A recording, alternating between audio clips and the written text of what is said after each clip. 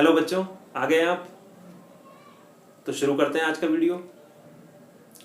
देखो, अब तक हमने जो पढ़ा था उसके आधार पर हम ये बात जानते हैं कि जो एंजियोस्पर्म्स हैं या जो आवृत बीजी हैं उनमें अलैंगिक जनन भी होता है, कायिक जनन भी होता है और लैंगिक जनन भी होता है। अलैंगिक जनन की विभिन्न विधियां हमने पढ़ी। कुछ वैज्ञानिक, कुछ विद्वान अलैंगिक जनन का ही एक प्रकार कायिक जनन को मानते हैं। तो हमने कायिक जनन के बारे में भी पढ़ा। कायिक जनन की प्राकृतिक विधियां भी होती हैं और कृत्रिम विधियां भी होती हैं। प्राकृतिक विधियों में हमने पढ़ा कि प्राकृतिक विधि से किस प्रकार से तने से या पत्तियों से, मूल से या जनन भागों से किस प्रकार से और नए पादप का विकास होता है। इसके अतिरिक्त हमने ये भी पढ़ा कि कृत्रिम रूप से किस प्रकार से कायिक प्रवर्धन करवाया जाता है, जिसमें हमने कटिंग, ग्राफ्टिंग, इन सब के बारे में डिटेल पढ़ा। आज के हम वीडियो में पढ़ रहे हैं कि लैंगिक जनन किस प्रकार होता है। अब लैंगिक जनन का जो मुख्य अंग है वो है पुष्प। ये भी हम जानते हैं कि पुष्प एक रूपांतरित प्ररोह होता है। पुष्प की पूरी संरचना हमने पढ़ रखी है।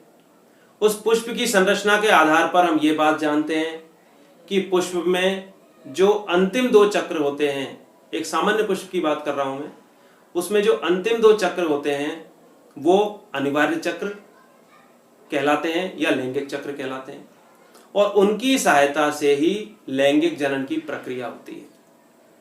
अब वो जो दो चक्र हैं उनमें भी पहला जो चक्र है वो कहलाता है पुमंग या एंड्रोशियम, और उसकी इकाई कहलाती है पुंकेसर। दूसरा जो चक्र है वो कहलाता है गाइनोशियम या जायंग, और उसकी इकाई कहलाती है अंडम। तो अब हम सामान्य बातें उसकी जानते हैं। अब इस वीडियो में मुख्य रूप से हम ये पढ़ेंगे कि पुमंग की जो इकाई है पुंकेसर, उसकी संरचना कैसी होती है, कौन कौन से भाग होते हैं, उन भागों को अगर हम देखें तो उसकी आंतरिक संरचना कैसे होती है, और उससे अंत में जाकर नर युग्मक किस प्रकार से बनता है। और इसके बाद आगे क्रमिक रूप से हम पढ़ेंगे कि जायंग की संरचना कैसे होती है। जब हम पुमंग और जायंग दोनों के बारे में पढ़ लेंगे उसके बाद हम पढ़ेंगे कि परागण कैसे होता है, निषेचन कैसे होता है, और उसके बाद भ्रूण का विकास कैसे होता है। तो ये पूरा क्रम हमको पढ़ना है। तो आज के इस वीडियो में मुख्य रूप से हमको ये पढ़ना है कि पुंकेसर की किस प्रकार की संरचना है, आंतरिक संरचना कैसी होती है, किस प्रकार पराग कणों का विकास होता है, और किस प्रकार अंत में युग्मक बनते हैं। तो चलिए शुरू करते हैं। तैयार हैं आप? चलो शुरू करते हैं। तो इसमें आप देख सकते हैं ये एक सामान्य प्रारूपिक पुष्प है। संपूर्ण पुष्प इस प्रकार का दिखाई देता है। इस पुष्प की यदि अनुदैर्ध्य काट देखते हैं तो इसके ये जो हैं ये कहलाते हैं पुमंग, और मध्य भाग जो है वो जायंग है। यहाँ पर हम पुमंग की चर्चा करेंगे। पुमंग की इकाई पुंकेसर है, और पुंकेसर के भागों की यदि हम बात करें तो मुख्य रूप से पुंकेसर के तीन भाग माने जाते हैं: परागकोश, पुतंतु और संयोजी। इस चित्र में हम देख सकते हैं परागकोश और उनको धारण किए हुए हैं पुतंतु। पराग कोशों में पराग पालियां पाई जाती हैं। पराग कोश की अनुप्रस्थ काट यदि हम देखते हैं तो इसमें दो पराग पालियां दिखाई दे रही हैं, और इसके अतिरिक्त प्रत्येक पराग पाली में पराग कोष्ठ या पराग पुट पाया जाता है, जिसे लघु बीजाणुधानी भी कहते हैं, और इन्हीं में लघु बीजाणुओं का या परागकणों का विकास होता है। प्रारंभ में पराग कोश में अविभेदित कोशिकाओं का समूह होता है, जिसमें क्रमिक रूप से परिवर्तन होता है, और संरचनात्मक परिवर्तनों के बाद अंत में इस विभिन्न परिवर्तनों के बाद पराग पुटों का विकास हो जाता है, और इन पराग पुटों में विकसित होती हैं प्रप्रसू कोशिकाएं या आर्केस्पोरियल सेल, जो विभेदित होकर दो प्रकार की कोशिकाएं बनाती हैं।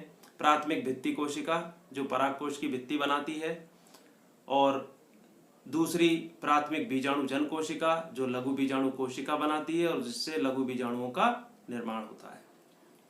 अब यदि हम प्राथमिक भित्ति कोशिका की बात करें जिससे परागकोश की भित्ति बनती है, परागकोश की भित्ति के मुख्य चार भाग होते हैं: बाह्य स्तर जिसे एपिडर्मिस कहते हैं, दूसरा अंतःस्थिसियम या एंडोथीसियम, तीसरा मध्य स्तर या मिडिल लेयर और चौथा टेपिटम। ये 4 स्तर परागकोश की भित्ति में पाए जाते हैं। इस चित्र से हम इन स्तरों की स्थिति देख सकते हैं। सबसे पहला स्तर बाह्य स्तर, दूसरा एंडोथीसियम, तीसरा मिडिल लेयर और चौथा है टेपिटम।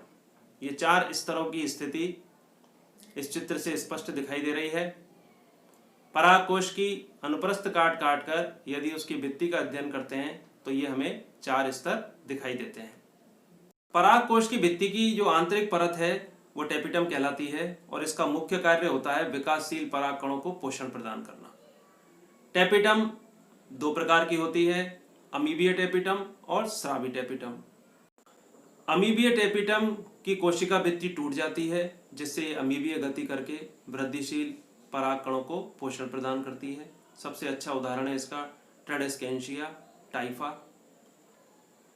जबकि स्रावी या ग्रंथिल टेपिटम इस प्रकार की है जिसकी कोशिकाएं अपनी आंतरिक सतह से खाद्य पदार्थों का स्रावण करती हैं और ये जो स्राव हैं ये वृद्धिशील परागकणों को पोषण प्रदान करते हैं। स्रावी टेपिटम कोशिकाओं में लिपिड प्रकृति की कुछ गोलाकार संरचनाएं मिलती हैं जिन्हें प्रोयूबिश बॉडीज कहा जाता है और ये जो प्रोयूबिश बॉडीज होती हैं इनमें जब स्पोरोपोलेनिन जमा हो जाता है तो यूबिश बॉडी बन जाती हैं और ये यूबिश बॉडी परागकण की बाह्य चोल का निर्माण करती हैं।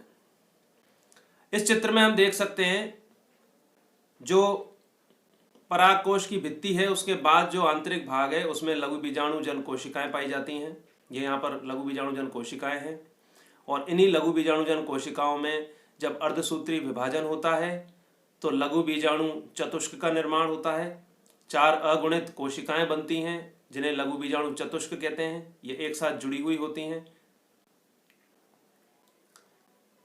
लघु बीजाणु चतुष्क 5 प्रकार के होते हैं। जैसे पहला चतुष्फलकीय, नाम से पता लग रहा है अधिकांश द्विबीजपत्री पौधों में इस प्रकार की व्यवस्था पाई जाती है। इसमें 3 लघु बीजाणु एक दिशा से दिखाई देते हैं और चौथा लघु बीजाणु इनके पीछे स्थित होता है। दूसरा प्रकार कहलाता है समद्विपार्श्विक। सामान्यतया एक बीजपत्री पादपों में इस प्रकार की व्यवस्था पाई जाती है। इसमें चारों लघु बीजाणु एक ही तल में व्यवस्थित होते हैं। इसी प्रकार तीसरा प्रकार कहलाता है क्रॉसित। इसमें 2-2 लघु बीजाणु इस प्रकार से व्यवस्थित होते हैं कि वे एक दूसरे के समकोण पर होते हैं। सबसे अच्छा उदाहरण है इसका मैग्नोलिया। इस चित्र में हम देख सकते हैं जो नीचे लघु बीजाणु है इस तीसरे लघु बीजाणु के पीछे चौथा लघु बीजाणु होगा। यह है रेखित स्थिति में लघु बीजाणु एक ही सीध में होते हैं जैसे हेलोफिला। 5वां प्रकार कहलाता है टी आकार का। इसमें 2 बीजाणु अनुप्रस्थ तथा 2 बीजाणु लंबवत होते हैं। इसका उदाहरण है एरिस्टोलोकिया। तो इस प्रकार से लघु बीजाणु चतुष्क की व्यवस्था होती है। इसमें प्रत्येक लघु बीजाणु कैलोस से परस्पर जुड़े हुए रहते हैं। जब इस लघु बीजाणु चतुष्क पर कैलेज नामक एंजाइम की क्रिया होती है तो इस प्रकार से कैलोस का विघटन हो जाता है जिससे लघु बीजाणु पृथक हो जाते हैं और इस स्थिति को जिसमें लघु बीजाणु पृथक हो जाते हैं तब अब ये वास्तविक परागकण कहलाते हैं। कुछ पौधों में परागकणों की बड़ी रोचक व्यवस्था देखने को मिलती है जैसे कंपाउंड पोलन ग्रेन, जैसे टाइफा है, ड्रोसेरा है। इस प्रकार के पौधों में चारों लघु बीजाणु एक साथ जुड़े हुए रहते हैं। इस स्थिति को कंपाउंड पोलन ग्रेन कहते हैं। इसी प्रकार कैलोट्रोपिस प्रोसेरा जिसे हम आँख कहते हैं तथा ऑर्किड्स, इनमें भी विशेषता अलग ही प्रकार की विशेषता देखने को मिलती है। इसमें लघु बीजाणु एक साथ मिलकर एक विशेष संरचना बनाते हैं जिसे परागपिंड या पॉलिनियम कहते हैं। यदि लघु बीजाणु चतुष्क में 4 से अधिक बीजाणु उपस्थित हों तो यह स्थिति पॉलीस्पोरी कहलाती है। तो इस प्रकार प्रकृति में विविधताएं भी पाई जाती हैं, लेकिन प्रारूपिक रूप से जब हम बात करते हैं तो चतुष्क में 4 बीजाणुओं की बात करते हैं।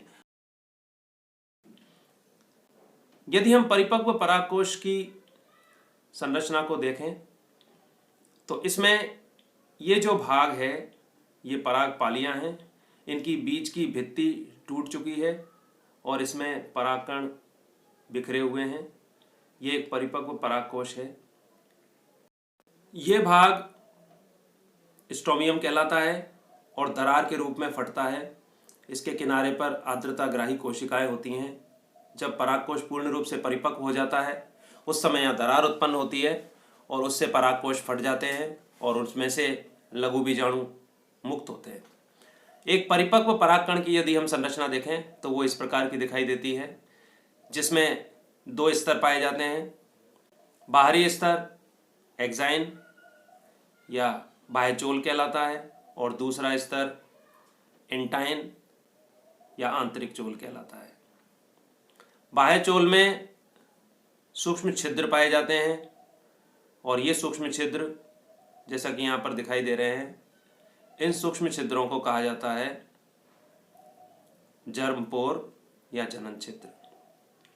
तो बाह्य चोल में जनन छिद्र पाए जाते हैं और इन्हीं जनन छिद्रों में से होकर पराग नलिका निकलती है। परागकण का जब अंकुरण होता है तो इन्हीं छिद्रों में से होकर पराग नलिका निकलती है। और इंटाइन वह भाग है जो कोशिका द्रव्य को घेरे हुए होता है। तो ये एक परिपक्व परागकण की संरचना है। अब जब ये परागकण पूर्ण रूप से परिपक्व हो जाते हैं उसके बाद में नर युग्मकोद्भिद का विकास होता है, यानी लघु बीजाणुओं का अंकुरण होता है। तो परागकण अंकुरित होकर नर युग्मकोद्भिद बनाते हैं और ये नर युग्मकोद्भिद नर युग्मकों का विकास करते हैं। अब किस प्रकार से विकास होता है इसको यहाँ पर हम समझें। तो जैसे ये परागकण है, इस परागकण का जो आंतरिक कोशिका द्रव्य है या जो जीव द्रव्य है वो विभाजित होता है और इस प्रकार 2 कोशिकाएं बनती हैं। जनरेटिव सेल या जनन कोशिका जो छोटी कोशिका होती है और दूसरी बड़ी कोशिका या जिसे कायिक कोशिका या वेजिटेटिव कोशिका कहते हैं। जो जनन कोशिका है ये युग्मकों का विकास करती है और जो कायिक कोशिका है ये पराग नलिका का विकास करती है। इस चित्र में हम देख सकते हैं कि इस प्रकार पराग नलिका जनन छिद्रों में से होकर निकल रही है और उसके आगे ट्यूब न्यूक्लियस है। और इस चित्र में हम और भी स्पष्ट इस चीज़ को देख सकते हैं कि ये लंबी पराग नलिका है जिसमें ट्यूब न्यूक्लियस है और इसके पीछे मेल गैमेट्स हैं जो जनन केंद्रकों के समसूत्री विभाजन से विकसित हुए हैं। एक परिपक्व नर युग्मकोद्भिद की संरचना देखें तो उसमें ये विभिन्न भाग दिखाई दे रहे हैं। यह एक अंकुरित परागकण है जिसमें मेल गैमेट्स जो जनन कोशिका के समसूत्री विभाजन से उत्पन्न हुए हैं, इनके आगे ये ट्यूब न्यूक्लियस है जो पराग नलिका की वृद्धि को नियंत्रित कर रहा है। इसके अतिरिक्त कैलोस जमा होता है बीच बीच में, ये जमाव कैलोस प्लग कहलाते हैं। इसके अतिरिक्त एक बात ध्यान रखनी है कि इसका जो कोशिका द्रव्य बहुत गाढ़ा होता है। तो ये एक प्रारूपिक युग्मकोद्भिद की संरचना है। तो इस प्रकार आज के लेसन में हमने पढ़ा कि किस प्रकार परागकोश के अंदर परागकणों का विकास होता है, कैलेस की सहायता से किस प्रकार लघु बीजाणु चतुष्क में से परागकण अलग होते हैं, किस प्रकार स्ट्रोमियम की दरार से परागकण मुक्त होते हैं और जो परागकण है उनका अंकुरण किस प्रकार होता है, किस प्रकार नर युग्मकोद्भिद विकसित होता है और उसमें युग्मकों का विकास होता है। यह संपूर्ण प्रक्रिया हमने पढ़ी, साथ में नर युग्मकोद्भिद की संरचना हमने देखी। तो आज के लेसन में इतना ही।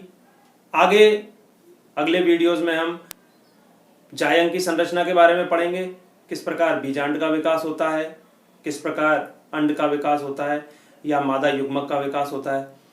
ये सब हम पढ़ेंगे अगले वीडियो में। तो देखते रहिए, पढ़ते रहिए, याद करते रहिए। जब हम एंजियोस्पर्म्स में जनन की पूरी प्रक्रिया पढ़ लेंगे उसके बाद इस पर प्रश्नोत्तरी करेंगे। तो याद करिए अच्छी तरह, जिससे प्रश्नोत्तरी में भाग ले सकें और अच्छे से अच्छे अंक ला सकें। धन्यवाद।